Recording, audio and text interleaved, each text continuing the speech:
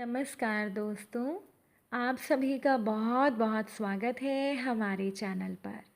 दोस्तों, अगर भगवान का कोई भगत सच्चे मन से भगवान की सेवा करता है तो भगवान भी अपने भक्तों से दूर कहाँ रह पाते हैं। सुनिए एक सुंदर सी कहानी। एक नगर में दो वृद्ध स्त्रियां बिल्कुल पास पास रहा करती थीं। उन दोनों में बहुत ज़्यादा प्यार था। उन दोनों का ही संसार में कोई नहीं था, इसीलिए एक दूसरे का सदा साथ देती और अपने सुख दुख आपस में बांट लेती थी। एक स्त्री हिंदू थी तथा दूसरी जैन धर्म को मानने वाली थी।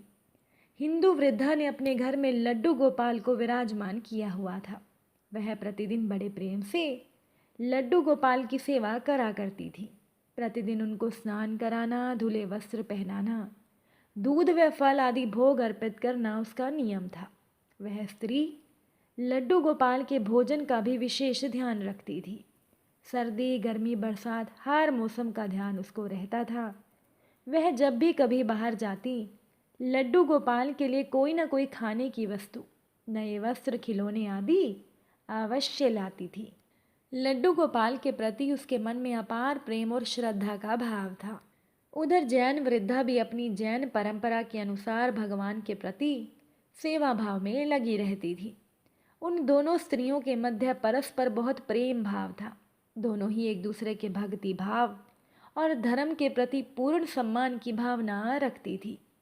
जब किसी को कोई समस्या होती तो दूसरी उसका साथ देती। दोनों ही वृद्धाएं स्वभाव से भी बहुत सरल और सज्जन थी। भगवान की सेवा के अतिरिक्त उनका जो भी समय शेष होता था वह दोनों एक दूसरे के साथ ही व्यतीत करती थीं। एक बार हिंदू वृद्धा को एक माह के लिए तीर्थ यात्रा का अवसर प्राप्त हुआ। उसने दूसरी स्त्री से भी साथ चलने का आग्रह किया, किंतु वृद्धावस्था के कारण, अधिक ना चल पाने के कारण उस स्त्री ने अपनी विवशता प्रकट कर दी। हिंदू वृद्धा ने कहा, कोई बात नहीं, मैं जहाँ भी जाऊंगी भगवान से तुम्हारे लिए प्रार्थना करूंगी।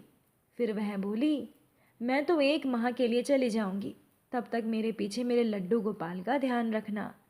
उस जैन वृद्धा ने सहर्ष ही उसका यह अनुरोध स्वीकार कर लिया। हिंदू वृद्धा ने उस जैन वृद्धा को लड्डू गोपाल की सेवा के सभी जरूरी नियम और आवश्यकताएं बता दी। उस जैन वृद्धा ने सहर्ष सब कुछ स्वीकार कर लिया। कुछ दिनों के बाद वह हिंदू वृद्धा तीर्थ यात्रा के लिए निकल गई। उसके जाने के बाद लड्डू गोपाल की सेवा का कार्य जैन वृद्धा ने अपने हाथ में लिया। वह बहुत उत्साहित थी कि उसको लड्डू गोपाल की सेवा का अवसर प्राप्त हुआ। उस दिन उसने बड़े प्रेम से लड्डू गोपाल की सेवा की। भोजन कराने से लेकर रात्रि में उनके शयन तक के सभी कार्य पूर्ण श्रद्धा के साथ वैसे ही पूर्ण किए जैसे उसको बताए गए थे। लड्डू गोपाल के शयन का प्रबंध करके वह भी अपने घर शयन के लिए चली गई। अगले दिन प्रातः जब वह वृद्धा लड्डू गोपाल की सेवा के लिए हिंदू स्त्री के घर पहुंची तो उसने सबसे पहले लड्डू गोपाल को स्नान करने की तैयारी की।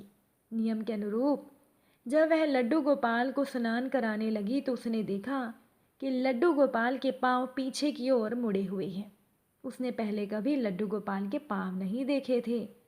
जब भी उनको देखा वस्त्रों में ही देखा था। वह नहीं जानती थी कि लड्डू गोपाल के पांव हैं ही ऐसे, घुटनों के बल बैठे हुए। लड्डू गोपाल के पांव पीछे की ओर देखकर वह सोचने लगी, अरे मेरे लड्डू गोपाल को यह क्या हो गया, इसके तो पैर मुड़ गए हैं। उसने उस हिंदू वृद्धा से सुन रखा था कि लड्डू गोपाल जीवंत होते हैं। उसने मन में विचार किया कि मैं इनके पैरों की मालिश करूंगी, हो सकता है इनके पांव ठीक हो जाएं। बस फिर क्या था, भक्ति भाव में डूबी उस भोली भाली वृद्धा ने लड्डू गोपाल के पैरों की मालिश आरंभ कर दी। उसके बाद वह नियम से प्रतिदिन 5 बार उनके पैरों की मालिश करने लगी। उस भोली वृद्धा की भक्ति और प्रेम देखकर ठाकुर जी का हृदय द्रवित हो उठा। भगत वत्सल भगवान अपनी करुणावश अपना प्रेम उस वृद्धा पर उड़ेल दिया। एक दिन प्रातः उस जैन वृद्धा ने देखा कि लड्डू गोपाल के पांव ठीक हो गए हैं और वह सीधे खड़े हो गए हैं। यह देखकर वह बहुत प्रसन्न हुई और दूसरी स्त्री के आने की प्रतीक्षा करने लगी। कुछ दिन के पश्चात दूसरी स्त्री वापस लौटी तो उसने घर आकर सबसे पहले अपने लड्डू गोपाल के दर्शन किए, किंतु जैसे ही वह लड्डू गोपाल के सम्मुख पहुंची तो देखा कि वह तो अपने पैरों पर सीधे खड़े हैं। यह देखकर वह अचंभित रह गई। वह तुरंत उस दूसरी स्त्री के पास गई और उसको सारी बात बताई और पूछा कि मेरे लड्डू गोपाल कहाँ गए। यह सुनकर उस जैन स्त्री ने सारी बात बता दी।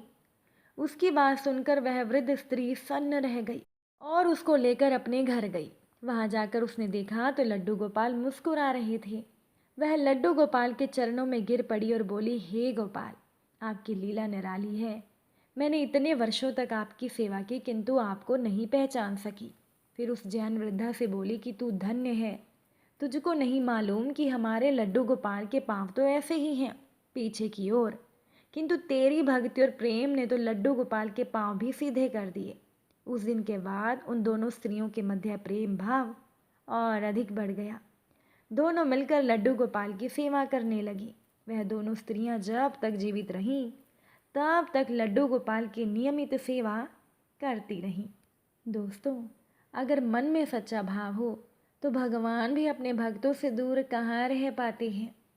अगर आज की ये कहानी आपको अच्छी लगी हो तो चैनल को सब्सक्राइब ज़रूर कीजिएगा। कहानी सुनने के लिए बहुत बहुत धन्यवाद।